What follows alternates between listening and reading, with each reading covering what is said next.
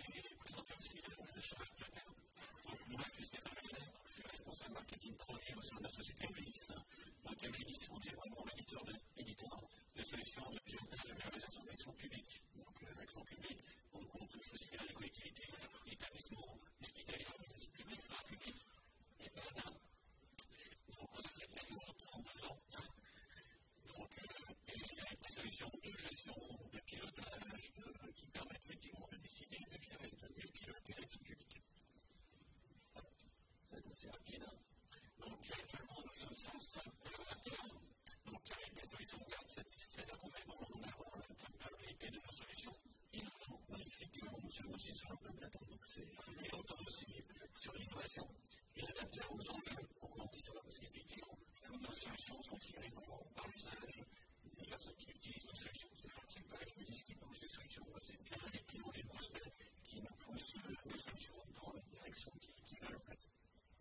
Donc, c'est pour ça qu'on est vraiment connaissance de vos métiers qui sont très proches des fonctionnels et une approche vraiment conduite de projet où on essaie aussi d'innover. Donc, on met aussi en place de l'agilité dans notre gestion interne et dans le pilotage de nos projets chez nos clients. Donc, actuellement, nos solutions sont présentes environ sur 700 clients qui représentent en moyenne 30 000 utilisateurs au quotidien sur nos solutions. Donc, on voit bien avoir une répartition de nos clients. Donc, toutes strates confondues, c'est-à-dire des régions, des départements, des communes, des SDI, syndicats d'énergie, port de puissance et plein de SPD, du organique.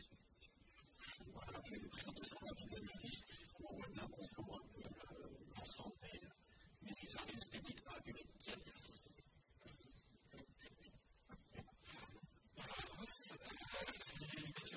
Je suis data scientist au sein de la Character. La Character, qu'est-ce que c'est? La Character, ça veut dire l'action des connaissances territoriales.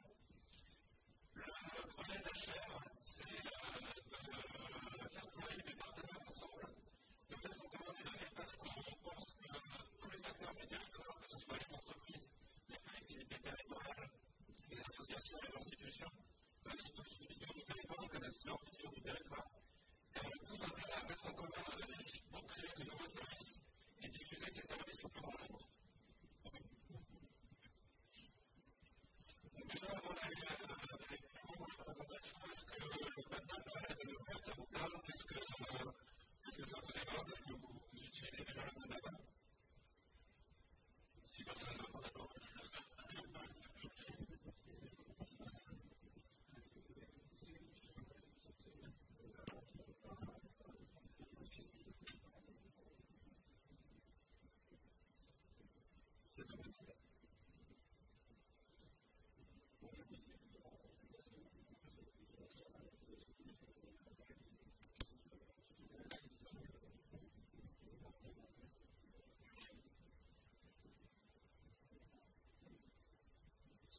En quelques mots, l'open data, c'est une démarche de publication de données numériques. Les données sont publiées de manière à favoriser l'utilisation à son libre de droit, sans restriction d'usage technique ni juridique. Les données numériques peuvent être aussi bien de sources publiques, l'État, les collectivités territoriales, que privées. Les entreprises peuvent rediffuser, les entreprises rediffusent déjà des données en open data. En quelques mots, l'open data, la démarche d'ouverture des données, elle date pas d'hier, on retrouve des volontés de construire les données pour apporter les informations à la population. D'abord dans l'histoire, la France, déjà dès 1995, rediffusait des données, souvent par les open data, mais via l'INSEE. On retrouvait les données, par exemple, de recensement sur le site de l'INSEE, ou des informations juridiques avec les chiffres. On parle vraiment d'open data depuis 2009 avec l'initiative du gouvernement européen, l'Open Government Initiative, qui a été poussée par le président à ce dernier projet du président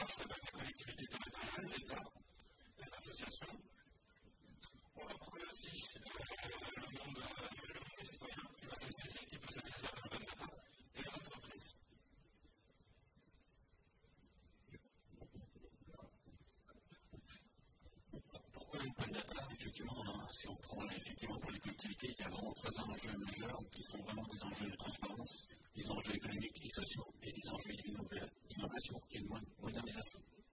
Donc, la transparence, effectivement, c'est que, ça c'est pas nouveau non plus, comme expliqué Mathieu, effectivement, c'est plus de transparence sur les données manipulées par les collectivités. Donc, effectivement, ça va être des budgets, c'est des subventions qu'on va mettre ou qu'on va penser exposer.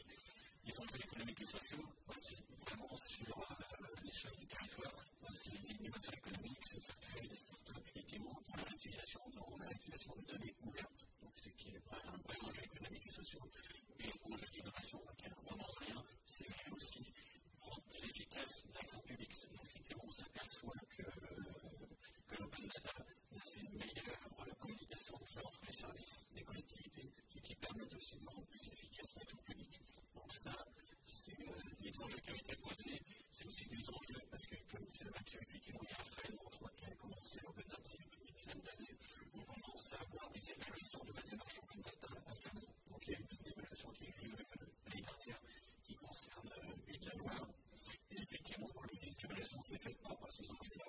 Et il y a un certain nombre de constats, on dit effectivement tout ce qui est rendre l'action publique plus efficace, on est plutôt bien. Ce qui a bien marché, c'est plutôt l'enjeu économique et social. Pourquoi? Parce qu'effectivement, la réutilisation des données ouvertes par les collectivités, il y a des hackathons. Les hackathons, c'est les collectivités de données. Et à partir de là, ils font des marges de développement pour créer de la valeur sur les données ouvertes. L'idée, c'était quand même vraiment la création de startups éventuellement qui soient issus de l'ouverture de ces données-là. Donc, on a un peu l'exemple d'un CNDMAP, effectivement, qui était une startup qui a été créée à partir de Rennes, donc qui a été primée à Rennes, qui a été primée à Paris. Et en fait, on s'est aperçu que leur modèle n'était pas forcément réplicable après dans d'autres collectivités. Pourquoi? Effectivement, parce que Rennes avait libéré d'une certaine façon typiquement la hauteur des trottoirs de leur collectivité de telle manière qu'on est maintenant aussi une application qui permet de faire un parcours pour les handicapés. On prend en compte effectivement la libération des trottoirs pour faire le passage. Et en fait, lorsque d'autres collectivités comme Montpellier, comme un certain nombre de collectivités, sont rapprochées dans des mains pour récupérer ce qu'il y a à faire à Rennes, en fait, on était sur un constat où ils devaient redévelopper entièrement leur application. Parce qu'effectivement, la libération des trottoirs n'était pas le même format que la libération des trottoirs à Rennes, tout simplement. Et donc, on va voir tout à l'heure, c'est que l'enjeu économique, c'est important aussi de respecter des bonnes normes, des bons formats, pour que ce soit vraiment des modèles applicables.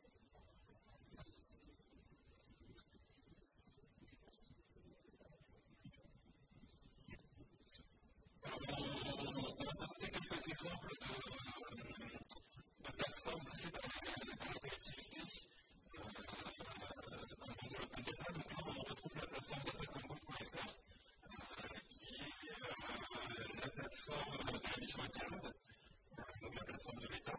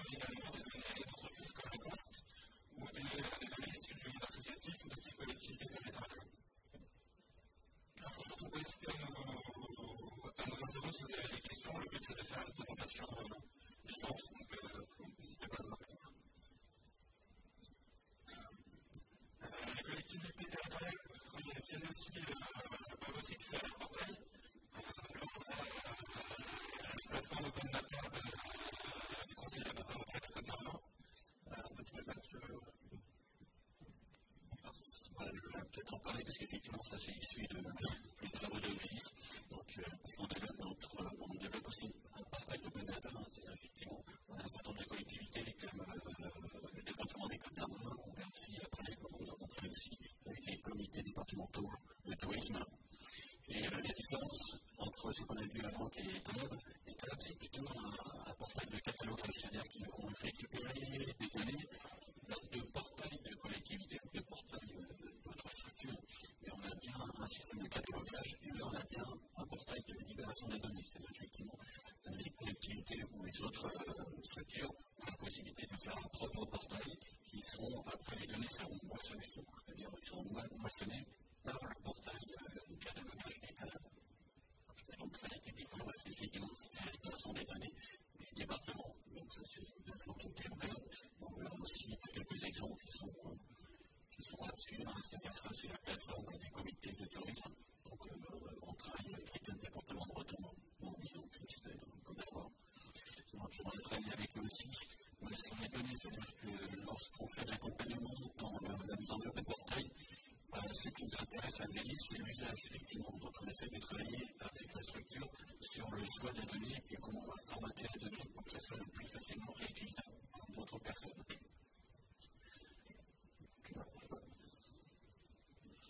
Donc, on voit différents trucs. On travaille aussi entre autres pour l'académie de Caen. Là, c'est plutôt des données académiques. Donc, là, on ne peut pas les donner. Effectivement, il y a des noms. C'est pas très bien.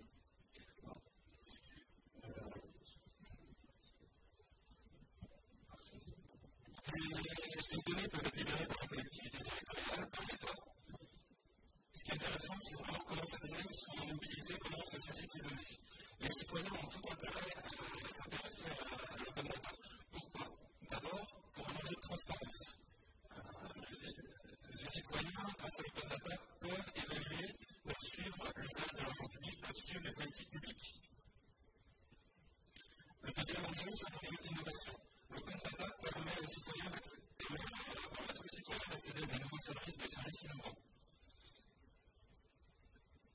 Si on s'intéresse aux enjeux de transparence, l'open data a permis la création d'un nouveau phénomène qu'on appelle le data journalisme.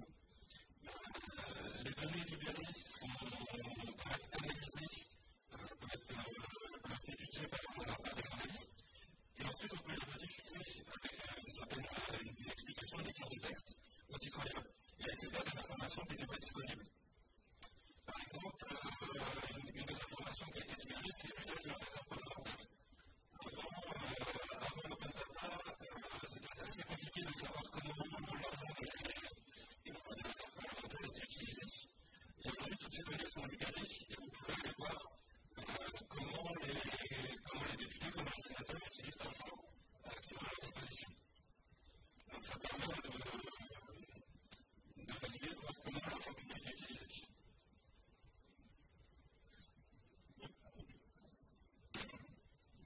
À savoir que si vous allez sur un portail Open Data, en fait, ce que vous verrez sur le portail Open Data, ce sont des flux de données. Et concrètement, un flux de données, c'est quoi? C'est comme si c'était un fichier Excel, c'est des colonnes. Et en termes d'usage, en termes d'utilisation, c'est très difficile. C'est pour ça que l'intérêt, effectivement, en termes d'usage, c'est qu'également, on a des petites applications qui viennent pointer sur ces flux de données. Donc là, c'est un exemple aussi d'application qui s'appelle Fiscal Local, qui permet à n'importe qui d'avoir un certain nombre d'indicateurs. Donc là, c'est la taxe foncière. C'est la taxe foncière, c'est ça, qui permet d'avoir un petit usage. Alors quand je parle d'usage, pour moi, c'est vraiment, je suis en tant que citoyen, je veux me comparer. Donc l'usage, c'est vraiment je veux me comparer. Je veux connaître ma taxe d'habitation et me comparer avec les collectivités avoisinantes ou de la même dimension. Et donc, il y a un petit service qui s'appelle Fiscal Local qui pointe sur un flux de données effectivement qui a été structuré sur un portail Open Data et qui permet de se comparer mettre fiscal de ma commune et de se comparer avec d'autres communes. Et tout ça avec un petit service qui permet aussi d'avoir une échelle qui permet d'avoir une autre dimension dans la comparaison. Donc là, on travaille vraiment l'usage. Et avec Advelis, effectivement, on accompagne les collectivités dans la libération de données. C'est là-dessus qu'on essaie de l'aborder, c'est-à-dire on essaie de l'aborder par l'usage. Qu'est-ce qu'on voulait faire de vos données et on va essayer de les structurer au mieux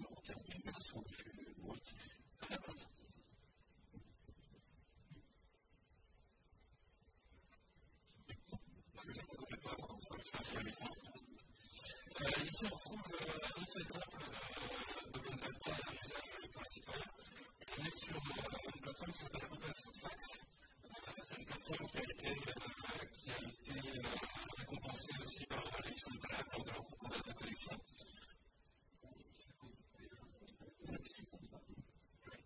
Oui, comme on dit, c'est un citoyen. Donc, ça veut dire que c'est une association qui a mis en place son portrait qu'elle a fait par. Là, dans cet exemple-là, on est vraiment sur un usage citoyen, c'est-à-dire qu'on a une plateforme qui est mise à disposition de tous, et les données sont renseignées directement par les citoyens. C'est-à-dire que vous avez un produit agroalimentaire, vous pouvez aller saisir les informations sur tous les composants de ce produit. Et ensuite, la plateforme permet de venir comparer les différents produits entre eux pour comparer leurs propositions, leurs valeurs nutritionnelles, la qualité, et ainsi de suite. Donc, on est vraiment sur un mouvement citoyen parce que ce sont les citoyens qui viennent alimenter les informations. Et ce sont également les citoyens qui peuvent utiliser l'information pour mieux guider leur choix, pour venir éclairer les questions. Mathieu ?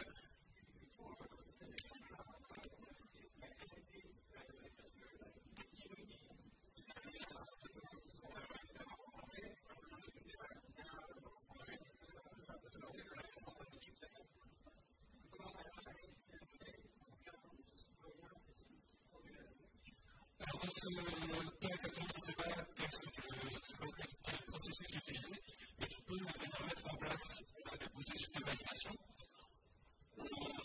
Sur le projet d'achat à terre dont on vous parlera, on va utiliser la communauté monde associative pour venir alimenter les données de la plateforme, mais ces données sont en effet qualifiées en qualité.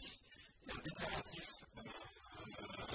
unique n'aura pas la même valeur qu'une donnée qui a été validée par les normes, par exemple, ou validée par des labels. Et tu peux donner différents niveaux de qualité de données. C'est une donnée qui n'a jamais été vérifiée, c'est une donnée qui est validée par la communauté, c'est une donnée qui est validée par un label. Donc tu peux venir donner une échelle de valeur à la qualité de la donnée. En effet, c'est intéressant parce que c'est important parce que en effet, on pourrait aussi imaginer que dans certains cas, un producteur vienne donner des informations fausses pour améliorer son image.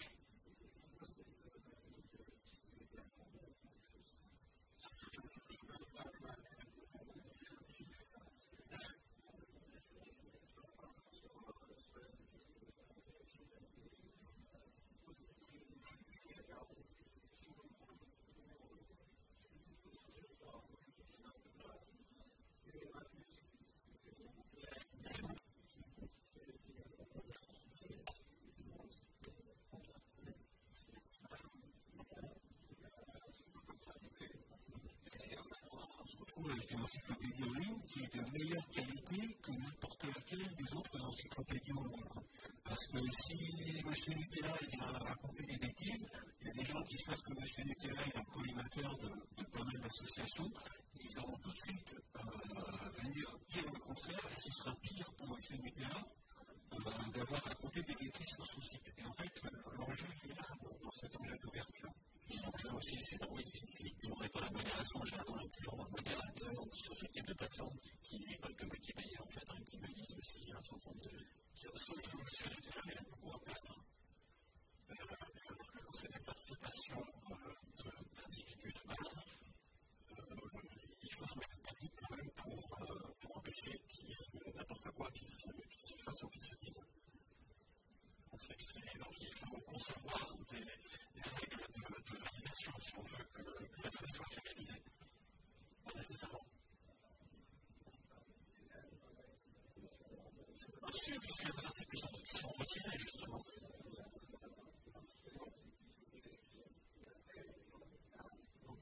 C'est que Wikipédia, c'est suffisamment grand pour que ça masse qui fait que la probabilité de tomber sur un article terriblement faux est finalement relativement faible.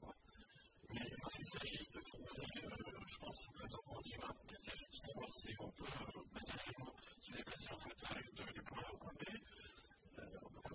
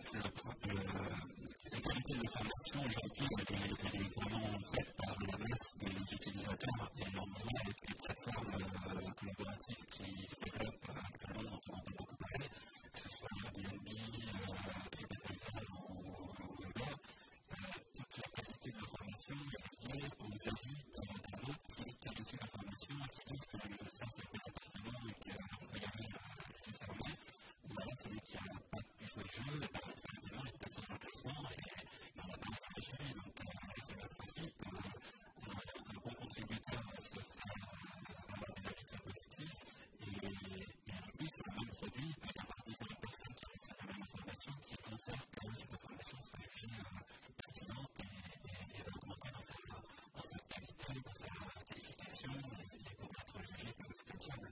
Donc c'est vraiment des modèles économiques qui sont en train de se développer. C'est la base des internautes qui qualifient l'information, c'est ce qui s'appelle le crowdsourcing et cette information sur ce type de plateforme va se développer dans tous les domaines. Donc ça c'est évident.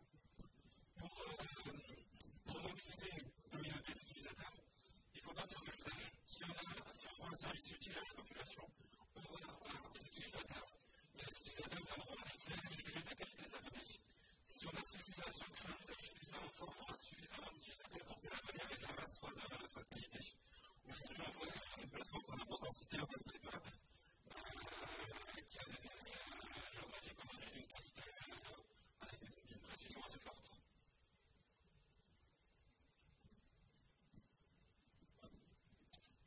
Autre exemple de l'application, c'est une application c'est un projet qui a été mené récemment à Rennes. C'est juste une application sur le sport libre en fait, c'est-à-dire c'était pour la mise en réseau de personnes qui veulent faire du sport et qui ne parviennent pas à un club. Ce projet-là est vraiment intéressant parce que c'est une démarche un peu innovante de Rennes, justement, Rennes qui est ouvert à porter un peu de data et pas mal de cours. Et donc là, ils ont un peu revu leur façon de faire, c'est-à-dire ils étaient plutôt sur une approche non linéaire et on va commencer à l'utiliser. Et là, ils se sont dit, on va peut-être prendre le sujet de l'inverse, c'est-à-dire qu'on va essayer de voir quelles sont les problématiques sur notre territoire et à partir de là, on va voir qu'est-ce qu'on peut faire. Et donc ça, c'est un projet où là, c'est issu des problématiques qu'avait Rennes et qui était une problématique assez simple, c'était une sous-utilisation de leur équipement sportif. C'est-à-dire qu'ils ont un taux d'utilisation de 10% de leur équipement sportif. Et aussi, la problématique, c'est comment on peut faire venir plus de monde dans nos équipements. Et en fait, il y a eu des ateliers de travail en disant voilà, comment on pourrait ouvrir, il y a un certain nombre de clubs, pourquoi pas ouvrir davantage. Et en fait, on est venu petit à petit à des usages, et un usage était c'est ça l'intéressant de faire venir deux personnes que les clubs, dont des personnes qui veulent faire du sport libre. Et à partir de là, il y a eu un travail sur la définition d'usage, c'est-à-dire la mise en relation d'usagers qui veulent faire du sport, effectivement. Et à partir de là, on est revenu retirer les données qui sont utiles pour ce type d'application-là. On verra comment tout à l'heure c'est bien en avant. Mais c'est un bon exemple de création de valeur issue d'un portail open data. Et en fait, l'open data était vraiment tiré pour l'usage qu'il voulait en faire.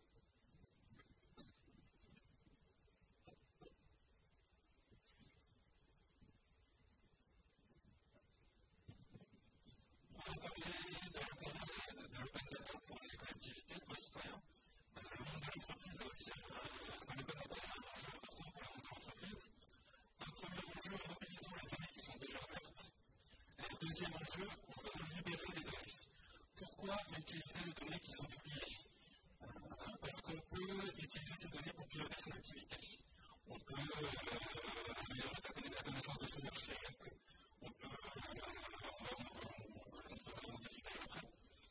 On peut créer de nouveaux services et créer de nouveaux produits à partir de données publiées. Et pourquoi libérer ces données? Pourquoi l'entreprise, quel est l'intérêt d'une entreprise pour libérer ces données? Déjà, il y a un enjeu d'image. L'open data est encore une démarche innovante et l'entreprise va avoir intérêt à s'associer à cette image d'innovation. Elle va améliorer l'expérience client, la satisfaction de son client en permettant de créer des services à partir des données libérées et en permettant à d'autres, des développeurs, de venir créer de nouvelles applications à partir des données libérées. Si on prend le premier enjeu qui est l'enjeu d'utilisation des données libérées,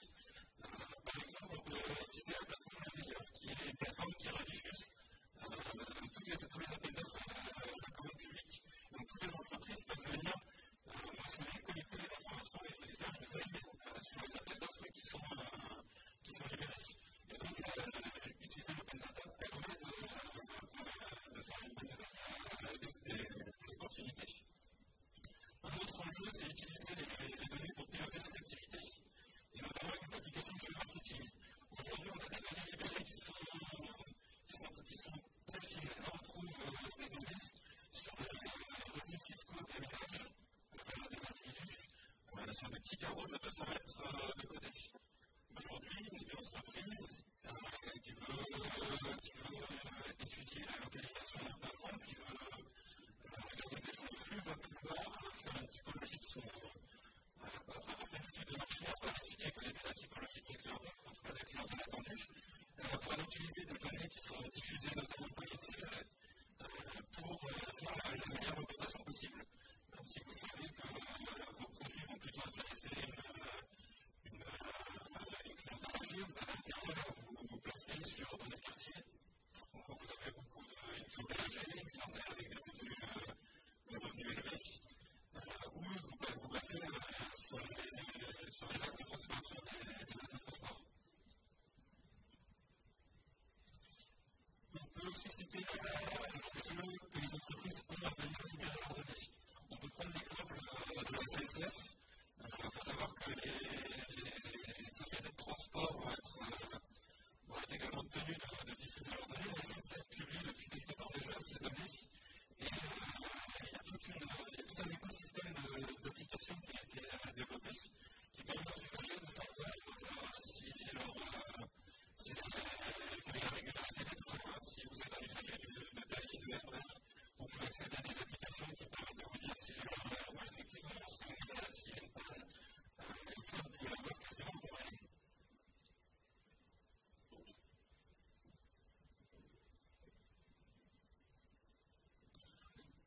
Pour que une démarche open-data doit d'abord placer l'usage comme première volonté. Et pour ça, il faut respecter, pour les données soient utilisées, il faut que les données respectent un certain critère. Vous pouvez simplement diffuser des données sous forme de grandes collections PDF. Pas sûr qu'il y a beaucoup de réutilisation derrière. Et donc, il y a plusieurs échelles de validation de la donnée, de valorisation de la donnée. Vous pouvez juste simplement libérer vos données. Sur un format PDF qui n'est pas structuré, vous aurez quasiment aucune chance que vos données soient utilisées. Le premier niveau d'amélioration de la libération, c'est de les diffuser sous un format structuré. Un format structuré, on entend des données sous format Excel, CSV, XML. En tout cas, un format de données qui permet d'avoir des lignes quand même, par exemple. Ensuite, pour favoriser la réutilisation des données, il faut que l'utilisation soit possible librement, tant juridiquement, c'est-à-dire que quand vous libérez une donnée, vous associez à ces données une licence d'utilisation. Vous pouvez libérer vos données et cloisonner et bétonner la réutilisation de ces données en mettant une licence très fermée ou au contraire avoir une licence ouverte qui permet à tous de réutiliser la donnée sous réserve de citer sa source. C'est une des principales restreintes. Si vous êtes intéressé, la mission d'État propose une licence déjà toute faite qui fixe les cadres de réutilisation. Il faut aussi que les données soient libérées de manière libre techniquement, c'est-à-dire pas sous des formats propriétaires. Si vous libérez des données mais sous un format, alors je ne prends pas Excel, c'est pas le bon exemple parce qu'aujourd'hui la majorité des utilisateurs peuvent utiliser Excel, mais si vous libérez vos données sous des formats d'un logiciel propriétaire qui peut utiliser, vos données seront libérées et personne ne pourra prendre pour venir s'en saisir. Pour favoriser encore la démarche de l'utilisation, il faut qu'on puisse pointer dessus et qu'on puisse les interroger à distance.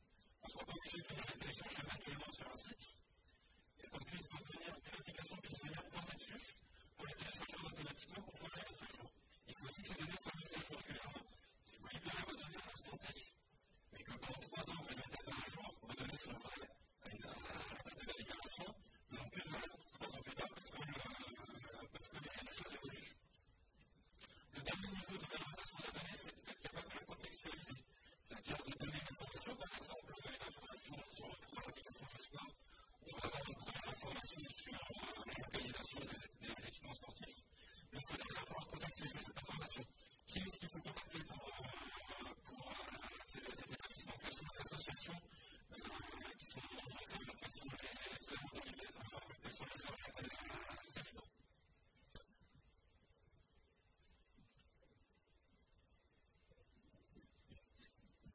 Je te rends le lien avec c'est justement l'application de sport en fait. Jusque-là, comment ça fonctionnait jusque-là en fait. Donc c'est une startup qui est plus grande que startup parce que c'est un serveur. Et jusque-là, effectivement, elle avait un circuit qui était de ce format-là, c'est-à-dire qu'effectivement, elle travaille déjà avec des collectivités. Donc on a déjà représenté les trois collectivités. Et à chaque fois, leur plateforme, ils étaient obligés de redévelopper des connecteurs systématiquement. Donc finalement, chaque collectivité repayait une partie du développement de l'application. Et donc il y avait vraiment beaucoup d'énergie gaspillée à réaliser ces connecteurs-là, énergie et aussi de l'argent en fait. Et l'approche de la justement, c'est un peu, on a un peu changé le schéma.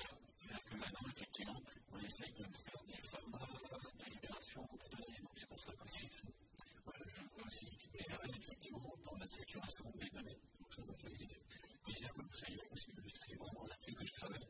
C'est-à-dire, effectivement, sur des formats de libération des données. Et donc, il y a un format de libération des équipements sportifs qui actuellement est en train d'être défini et porté par Open Data France, qui est l'association des collectivités qui ont apporté Open Data. Et l'approche, c'est-à-dire que les collectivités vont essayer maintenant désormais de respecter un format de libération des équipements sportifs de telle manière que les applications comme le sport soient un modèle réplicable dans toutes les collectivités. Donc c'est ce qui a été fait à Rennes. Rennes a porté ce format, est en train de porter ce format auprès d'Open Data France. Et actuellement, c'est une société qui est en train de commercialiser auprès de Bordeaux, justement, avec cette approche normalisée des flux de données.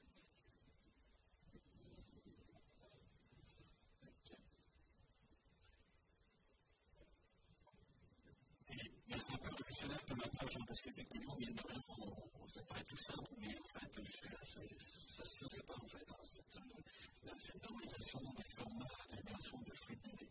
Et donc, si je ne juste pas, effectivement, actuellement, on a les données Open Data de la collectivité, on récupère aussi des données détallables du ministère de la Jeunesse en termes des associations sportives, et actuellement c'est remis sur un portail Open Data qu'ils utilisent, qui alimente l'application de sport, donc qui est actuellement en situation des associations, des citoyens, des entreprises et des collectivités. Et ce qui est intéressant, c'est que dans cette application, on remonte aussi des avis sur les équipements. C'est-à-dire, il y a aussi du self-scrolling qui est fait par l'application, qui réalimente leur portail Open Data et qui réalimente aussi les différents flux de données qu'on avait. Donc en fait, c'est une application descendante qui remonte aussi les informations Open Data en fait. Moi, je vais passer ça fait un petit. Et donc, c'est vraiment ce projet-là qui est donc, c'était vraiment sur le déploiement de cette pratique de libre. Et l'important, c'est vraiment ce que je voulais vraiment mettre en avant, c'est l'importance de la structuration de la donnée de développer sur les formats de libération des données, effectivement, de manière effectivement qu'on puisse après réutiliser facilement ce type d'application-là. Je ne sais pas si ça nous apprend quelque chose. Moi aussi, je vais passer assez rapidement. On peut aller voir parce que c'est une application qui est en ligne.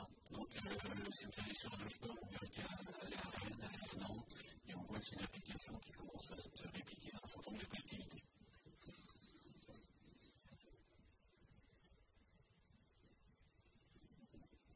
Je sais savoir qu'il y avait des collectivités qui étaient dans la boucle pour mettre en place le sport. Là, ils sont quatre. Il y a Montpellier, il y a Bordeaux, il y a Rennes qui a été mis en œuvre, il y a Nantes qui a déjà été mis en œuvre il y a un an.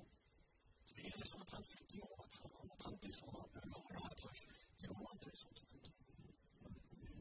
Et sachant en complément, il n'y a pas très longtemps, j'étais à Marseille, donc je regardais comme ça, et en fait, tu trouves les clubs d'haltérophilie, les clubs de canoë, enfin, il y a déjà une base d'informations sur l'accès aux équipements sportifs qui est phénoménale. Ça ne veut pas dire que tout est opérationnel, mais rien que ça, tu peux trouver très très vite n'importe où en France un club dans des thématiques que je me suis à mettre des trucs complètement ésotériques pour voir qu'en fait, il y a vraiment ça.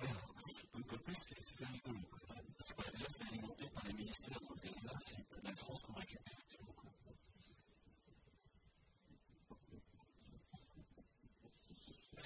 En quelques mots, je vais vous présenter le projet de la chaîne ACTA.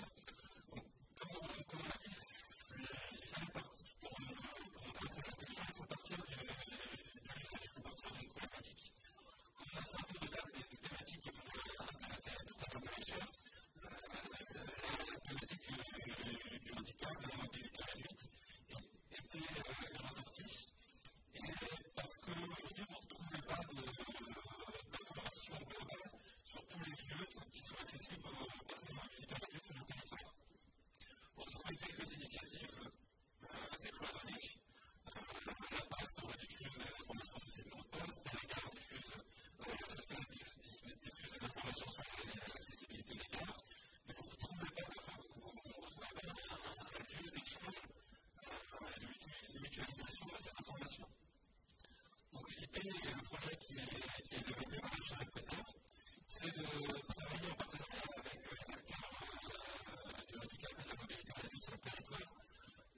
censé centraliser toutes les informations qui sont sur les lieux accessibles, mais on peut aussi parler des loisirs qui sont accessibles, des équipements, des événements qui sont accessibles aux personnes à mobilité réduite. Et il faut ensuite permettre de rediffuser ces données pour qu'elles soient valorisées et utilisées. Une des volontés de recherche, c'est également de travailler avec le monde associatif. On l'a dit, le crowdsourcing est aujourd'hui une des pistes qui permet de collecter des données et également de les valider. Donc on va travailler avec le monde associatif pour venir dans un premier temps collecter des données qu'on n'aurait pas pu collecter avec des sources qui auraient diffusé Internet. Mais également de venir valider l'information. Si un commerce, une boulangerie qui est accessible, c'est bien, c'est le premier niveau d'information. Derrière, cette boulangerie est peut-être pas accessible, soit parce que le commerçant est de mauvaise foi et ne croit pas, soit parce qu'elle n'a pas forcément la bonne vision. Aujourd'hui, elle va dire la boulangerie est accessible parce que la porte s'ouvre de 90 cm et il y a une marche à l'entrée. Par contre, il y a d'autres critères qui font l'accessibilité d'un commerce. Vous avez la présence, par exemple, d'une case enregistreuse avec des commerces qui est important pour les personnes en déficience auditive. Toutes ces informations-là ne sont pas forcément été imaginées par les commerçants, par les gens qui vont venir posséder des données. Et donc, il faut que derrière, on mette en place un processus de validation dans lequel il y a l'enrichissement des données. Et donc, pour faire cette démarche, il faut mobiliser une communauté d'utilisateurs et on va travailler pour ça avec le monde associatif.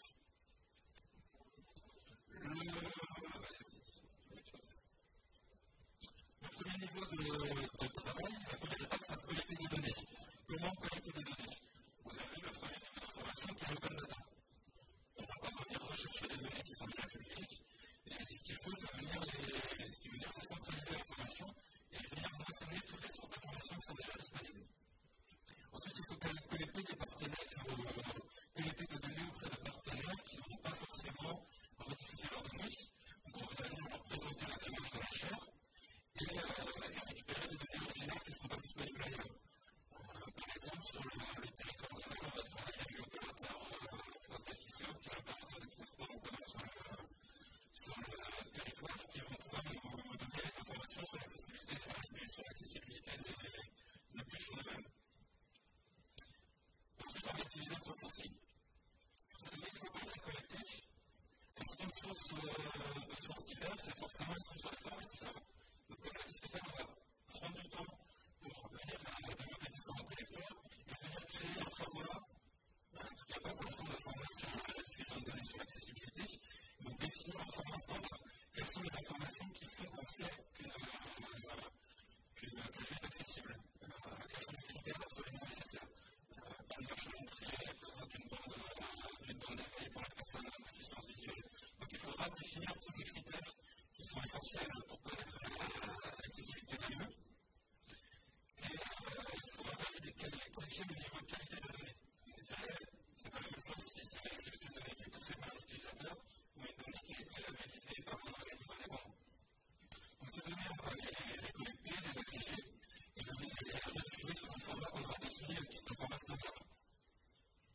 Ces données, on va les rediffuser sur la plateforme ActoTaxi, qui est la plateforme open data de la chaîne ActoTaxi, et qui permettra, ces données sont accessibles, comme je le disais, par exemple par flux, ce qui permettra à des développeurs de venir chercher l'information pour pouvoir recréer de nouvelles applications. Donc ces données seront diffusées de manière libre et contrôlées et validées juridiquement. Ces données ensuite, on va les présenter sous forme de flux de données, mais le flux de données n'est pas directement réutilisable par le plus grand nombre. Donc il faudra créer des visualisations, créer des services pour valoriser la donnée. Donc un des premiers exemples, ça peut être de faire juste une représentation cartographique des informations en allant permettre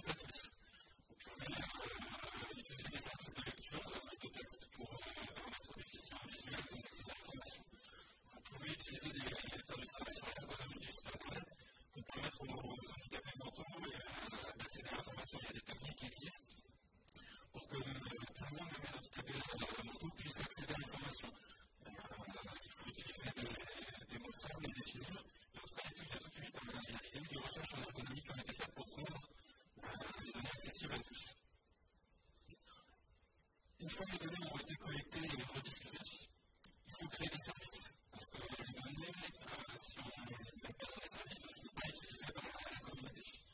Donc déjà, la chaîne ne pourra pas, enfin, n'a pas vocation à réinventer les choses qui existent déjà. Donc on est en train de travailler, on prend des contacts avec différents services qui existent pour venir enrichir les services existants. Parce qu'on va avoir des données originales, on va faire un travail de collecte et de normalisation de ces données. Et donc on va venir déjà rediffuser les données dans des services existants. On peut parler, Stéphane a déjà parlé d'un direct, et on peut parler d'un autre service qui existe, qui est Jackson, qui est un équivalent de TripAdvisor pour les personnes en mobilité réduite.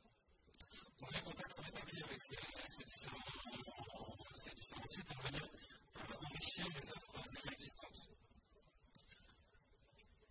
Le travail de recherche, c'est aussi de créer de nouveaux services d'usage. Et donc, on va également travailler avec le monde associatif et les élus locaux pour prendre en compte les différents besoins qui sont exprimés et créer de nouveaux services. Comme je vous le disais, adapter des visualisations de transformation pour certains types de handicap. Créer des applications peut-être plus ludiques pour la découverte d'un territoire. On peut imaginer un site internet avec 3 ou 4 questions clés qui permettraient à quelqu'un qui veut découvrir un territoire d'accéder à des informations très rapides. On peut travailler sur des notions de multimodalité, c'est-à-dire comment se prépare mon déplacement, prendre en compte la voirie, mais également les transports en commun, les niveaux de stationnement pour les types de stationnement. Donc, le projet de recherche, c'est également de créer, en tout cas de maqueter certains de ces services, mais aussi de permettre que d'autres se saisissent de ces données pour créer des services. Les données sont diffusées de manière libre, et donc n'importe qui pourrait venir collecter ces données pour créer des nouveaux services, et surtout ceux que l'on n'avait pas pensé. Donc voilà, je ne sais pas si vous avez des questions sur la présentation, sur le projet de recherche.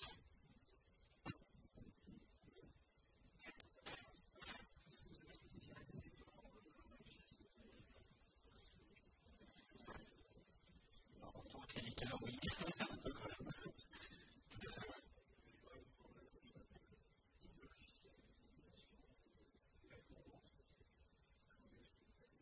En termes de libération, en termes de réutilisation, en termes de traitement. Non, après ça, nous, on a d'autres technologies effectivement qu'on développe en interne pour améliorer. Effectivement, on fait du JSON, on fait un certain nombre d'autres formats qu'on utilise. Effectivement, le XML, c'est un format très répandu en termes de réutilisation par la multitude d'applications. Tout le monde est capable d'interpréter du XML. Actuellement, on n'a pas eu de contraintes fortes par rapport à ça. Oui, si Google vient vous poser une question, savoir si vous mettez les données que vous avez à votre disposition à la disposition Google, quelle est votre réponse? C'est oui, c'est non, c'est peut-être. On n'avait pas à se poser cette question. On diffuse les données de manière libre. On diffuse les données de manière libre.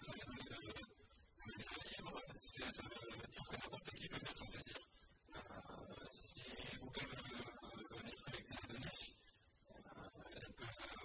Google peut venir sur la plateforme. Il faut qu'elle cite ses sources, il faut respecter la licence d'utilisation qui est prévue. Mais Google peut venir la donnée au contraire. Si la donnée est mentionnée, ça veut dire qu'elle a une qualité, et donc il y a un usage derrière.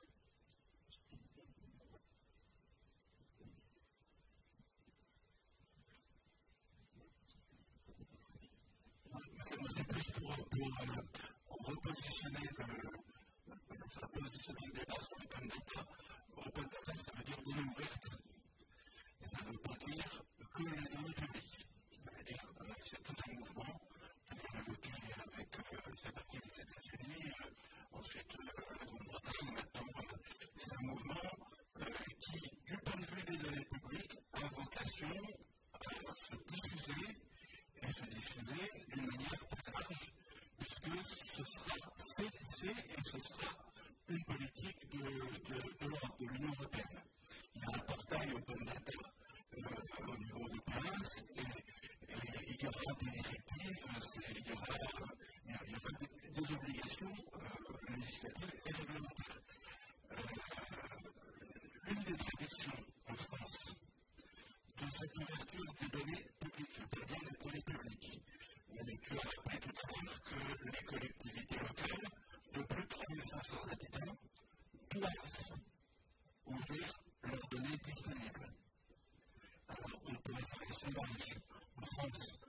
sur les collectivités de, allez, pour simplifier, de 3 500 à 50 000, combien il y en a qui sont au courant? L'obligation est récente, donc pour le moment, ça, il n'y a pas de problème, mais progressivement, les élus dans les communes de 10 000 habitants vont être interpellés par leurs citoyens en leur disant, bah alors, l'obligation est où? Vous faites quoi? Et le mouvement va prendre, pour le moment, c'est pas encore dans les esprits, mais c'est dans la loi. Et on n'attend pas une réglementation à sortir, c'est dans la loi depuis cet été. Il y a un projet de loi qui va être en discussion, un pré-projet en discussion, un projet qui va sortir avant la fin de l'année, qui va inverser le caractère obligatoire de l'ouverture des données en rendant l'ouverture des données publiques de principe. C'est-à-dire que l'exception, c'est les cas où ce ne sera pas ouvert. Ceci concerne, et nous sommes dans un très bon bâtiment, d'un opérateur de l'État, ça signifie que l'Université de Poitiers-Sud devra ouvrir ses données. Voilà, c'est de la donnée publique, ça va ouvrir. Ça veut dire qu'il y a bien, dans le mouvement d'ouverture des données publiques, il y a bien deux dimensions. Il y a la dimension de la donnée publique, où là, le mouvement est lancé, et on n'a même pas à se poser la question, est-ce que c'est important ou pas, le mouvement est lancé, maintenant on va faire que se diffuser. Et puis il y a l'ouverture des autres données, tu as évoqué l'ouverture des données privées, il y a les données de crowdsourcing que les citoyens peuvent eux-mêmes produire, il y a les délégations de services publics, évoqué la SNCF. La question maintenant qu'on va se poser, ça va être est-ce que ces données sont disponibles, mais qu'est-ce qu'on peut faire? Vous avez évoqué l'usage, quels services sont créés, etc.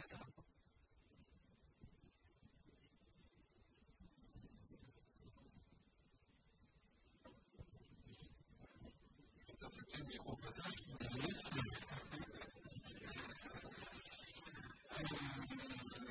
C'est un peu pour rebondir sur votre remarque. On a parlé de format des données, on a parlé de Wikipédia. Il y a un projet autour de Wikipédia qui est Wikipédia qui republie autrement les données pour qu'elles soient plus accessibles par l'algorithme de logiciel de façon à pouvoir les connecter et les traiter. Selon un certain format défini parmi tous ceux qui existent, puisque les normes de l'open data, vous en avez parlé un petit peu avec plusieurs, parfois les passerelles le moindre pas l'autre jour, donc il faut parfois les bricoler là-bas. Juste pour revenir là-dessus, sur le fait que le crowdsourcing, il y a déjà pas mal de choses qui se passent dans ce domaine. Oui, moi je voudrais faire part de l'expérience du Conseil supérieur de l'ordre des experts comptables qui a développé entre les années 2000 et 2007 ou 2008 la dématérialisation des comptes. Bon, il a fallu passer par l'obligation. Et pour rebondir sur la question, c'est l'inverse qui va se produire, je ne crois pas. Vous avez un exemple aujourd'hui qui est une faillite patente de la formation en open data, c'est le dossier médical partagé. Aujourd'hui, l'administration, le ministère de la Santé souhaite imposer un format, une norme, alors que tous les logiciels de médecine utilisent déjà des formats très différents et qui seraient agréables. Alors, on a ce problème, et là je suis content d'avoir un spécialiste en face de moi. Le problème, c'est de structurer les données. Donc, c'est des spécialistes, des moyens énormes et des gens compétents. Et ça, vous ne le trouvez pas dans les collectivités. Enfin, dans les petites collectivités, j'aurais du mal. Déjà, la comptabilité telle qu'elle est chez nous, dans une collectivité locale, est relativement faible. Dans les entreprises, vous avez un système qui est géré depuis 1945, avec des normalisations. Bon. Et on voit la complexité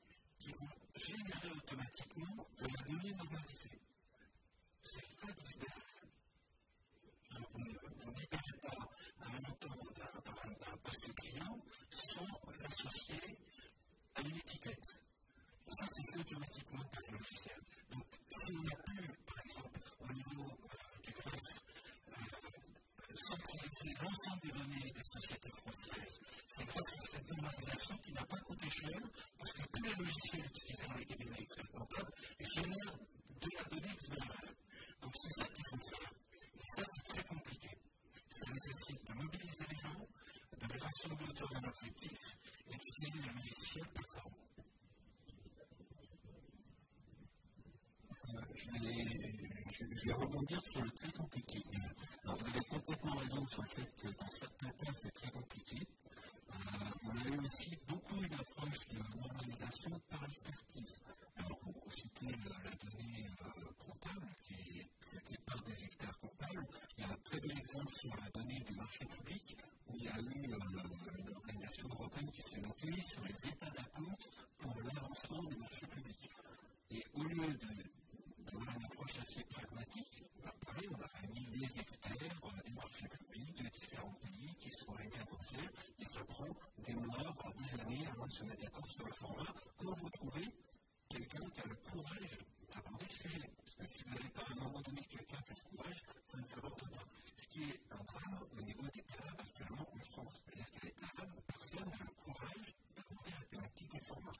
Par contre, on peut aussi l'aborder sous un autre angle, qui est de dire finalement un format c'est quoi?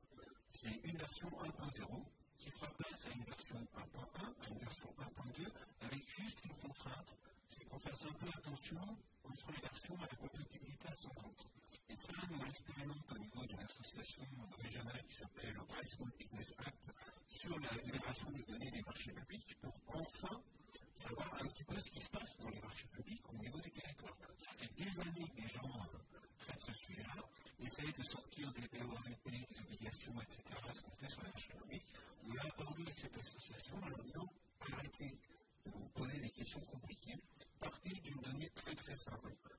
Diffusez déjà l'information de 4-5 données de base avec le millésime, l'entreprise qui est concernée sur un territoire donné et un montant. C'est sûr que ce n'est pas parfait. C'est sûr que ça ne va pas répondre à tous les cas des experts qui vont dire bah oui, mais là vous ne vous rendez pas compte, cette info elle est pas complètement niche, complètement exploitable. Sauf que c'est déjà fantastique, parce que ça va déjà énormément nous enrichir. Et bien sûr, on espère que petit à petit, des experts vont s'en saisir et vont venir améliorer le format. Mais c'est l'intérêt du crowdsourcing, de l'ouverture, c'est de dire qu'on ne part pas de l'expertise a priori qui est très complexe à mener, on part a priori de choses simples. Dans le cas du dossier médical partagé, effectivement, il y a un enjeu de taille, c'est la santé publique, c'est le secret médical, c'est quelque chose à la fois fondamental et dramatique, parce que ça bloque plein de choses. Mais là, on est sur une sensibilité très forte avec des enjeux économiques où les gens font exprès de ne pas faire sortir des formats. Parce que c'est leur intérêt que chacun ait son format propriétaire et surtout pas un format public. On pourrait très bien le sortir. Mais il suffit que ce soit à un moment donné un citoyen qui dise via une association, via un talent, voilà, le format de base, c'est ça, en version 1.0. Et puis après, on va faire enrichir. Donc, il ne faut pas qu'on se dise que forcément déposer des formats est compliqué, c'est juste qu'il faut enclencher la machine et puis que tu vas la livrer. Et puis la machine, elle va grandir. C'est peut-être un peu idéaliste, mais il y a quand même des choses qui sont dans ce sens-là et ça marche.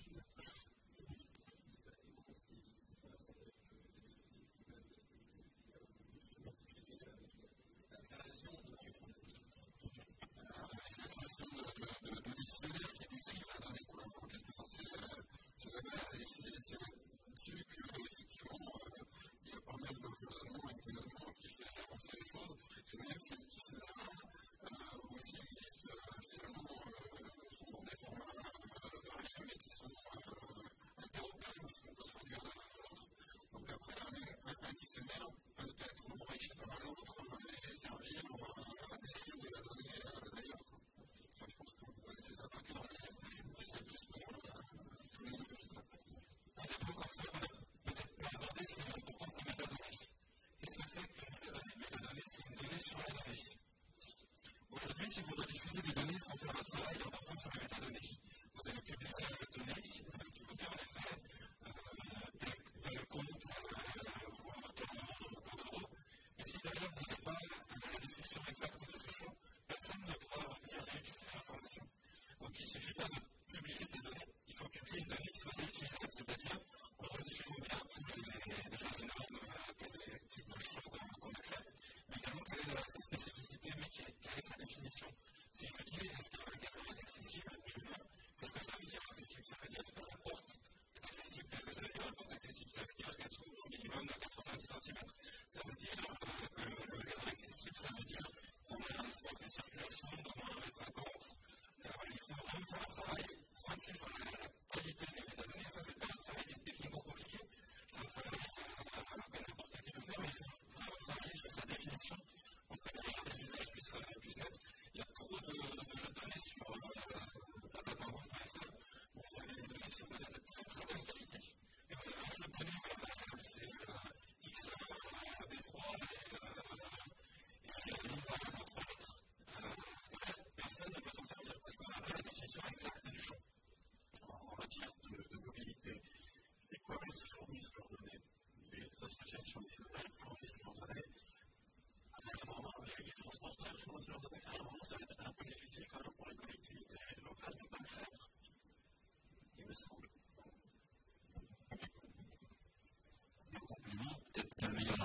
c'est de regarder ce que fait le secteur privé dans l'exploitation de la donnée.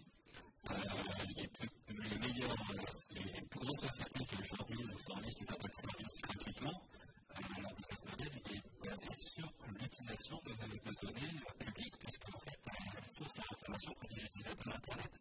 Et si les collectivités arrivent à utiliser aussi bien l'information dont on dispose que le font Google, Apple, Amazon ou autres, les services qu'elles pourraient développer ou les économies qu'elles pourraient faire seraient très importantes à mon avis. Mais ils sont forts et cherchent à de s'inspirer de ce qu'ils font pour l'appliquer au secteur public et au monde de collectivités ou de l'État. Je pense qu'il y a des choses à progresser dans ce domaine-là. Du coup, une remarque qui fait à la fois ce que vous disiez et à la fois ce que vous dites, c'est que pour que les données soient libérées, il faut qu'elles soient utilisables, donc il faut qu'elles soient codifiées, il faut qu'elles soient dans un système formel, il faut qu'elles soient disponibles, parce que mettre une URL c'est bien, mais ça veut dire qu'il faut qu'il y ait pas de délit de service, il faut que ce données restent accessibles, donc ça c'est pas acquis. Donc, avoir une politique de libération des données en faisant une perspective de données, c'est bien, mais en fait, comme il y a un coût parce que y compris pour les petites collectivités, le fait de repartir, et j'avoue une chose, parce que c'est Mathieu, de projets concrets avec des associations d'utilisateurs, là on a une certaine pression et on a une certaine assurance d'utilisation derrière, qui fait que l'activité va dire, ok, je libère cette donnée-là, je mets les sources à monde, parce que derrière, ça veut dire qu'il y a des bus qui s'amusent à qualifier ma colonne X2132, il faut que je précise que c'est la paix du terrain de foot ou bien des horaires, donc elles sont disponibles, il faut que je mette quelqu'un dessus.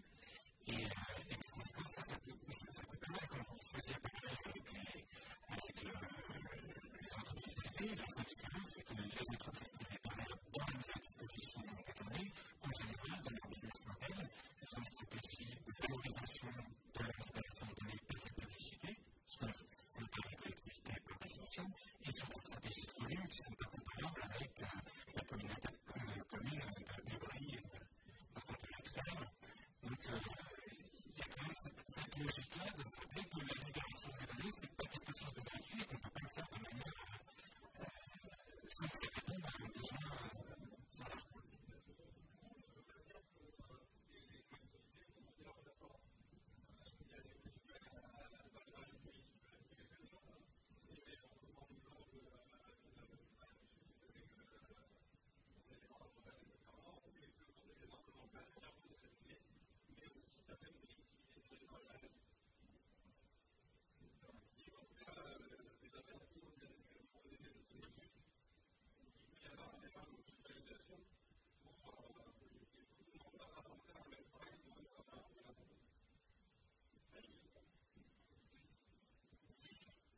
Rebondir sur ces questions-là, puisque ce que vous disiez au début, c'était sur le sens un peu de tout ça, l'enjeu démocratique, également l'enjeu de politique de proximité, d'améliorer la politique de proximité, et aussi, je pense que ce qui peut, effectivement, c'est ce que les MGD pour faire marcher les collectivités, c'est l'aspect économique et économiser un certain nombre de choses. Et je voulais savoir si vous aviez des exemples un peu concrets de collectivités qui lancent justement à travers ces problématiques d'open data et quels services on va pouvoir mettre en place à partir de ça, qui lancent des concertations avec leurs habitants, justement pour répondre à ces questions-là, qu'est-ce qu'on peut faire, voilà, quels sont les usages, est-ce qu'ils lancent même des concertations sur les usages dont auraient besoin les habitants, etc., à partir de leurs données, est-ce qu'ils le font?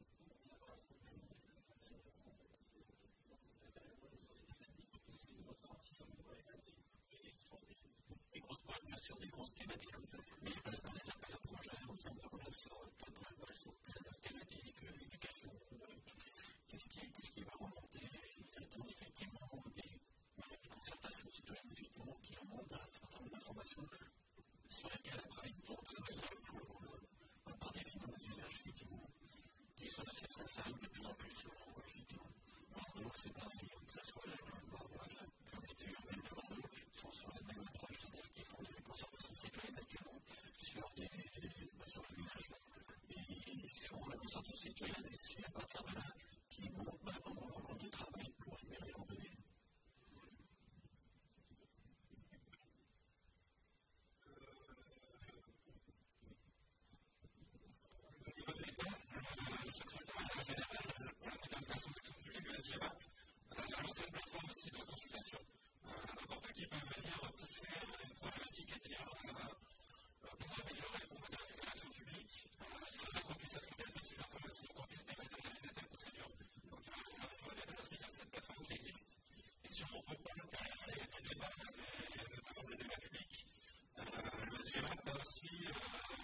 très énorme pour le débat public.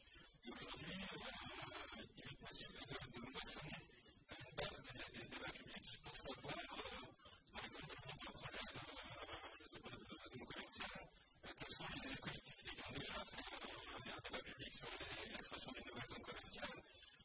Et puis, on peut imaginer que l'étape d'après, ce serait quelles sont les questions qui ont été posées, quelles sont les problématiques que la collectivité a rencontrées. Donc, une collectivité n'est pas droite à un débat public, il n'est pas tout ce travail à la remontée, et puis des gens se préparent à certaines questions, à certaines problématiques, et arrivent en amont plutôt qu'avoir à réagir après un débat public. Là, on se situe dans un cas où on a une donnée qualitative, en fait, donc des discours d'acteurs, des choses de ce genre-là. Si je me. Dans le cas d'un débat public, on est sur l'analyse de discours d'acteurs, mais sur l'analyse de.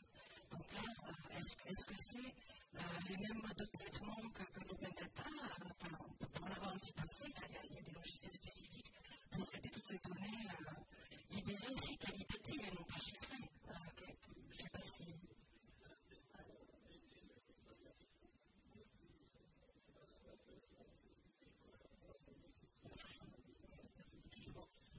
À ce niveau-là, on ne comprend pas de données. Effectivement, j'ai une problématique sur l'accès effectivement, j'ai une problématique sur telle thématique. Mais ça sert à quoi de remonter aux citoyens, en fait.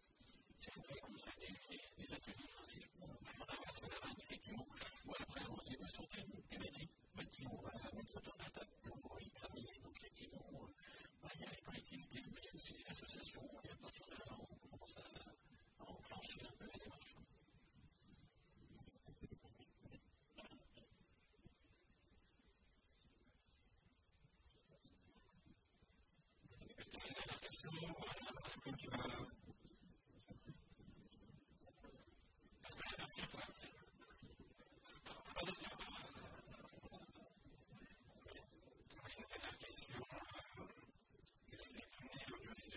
Ce soir, j'ai bien personne qui peut filmer, il y a peut-être le son. Ces données sont été publiques ou est-ce que vous voulez garder uniquement dans le cadre de votre choix?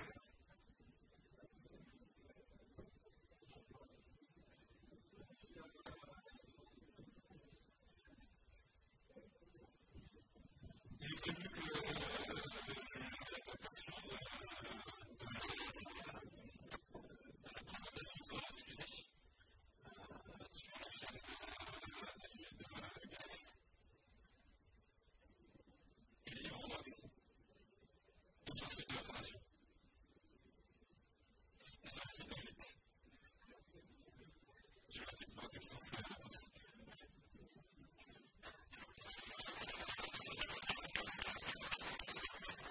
Je vais te parler de propriété des données, si vous n'écoutez pas.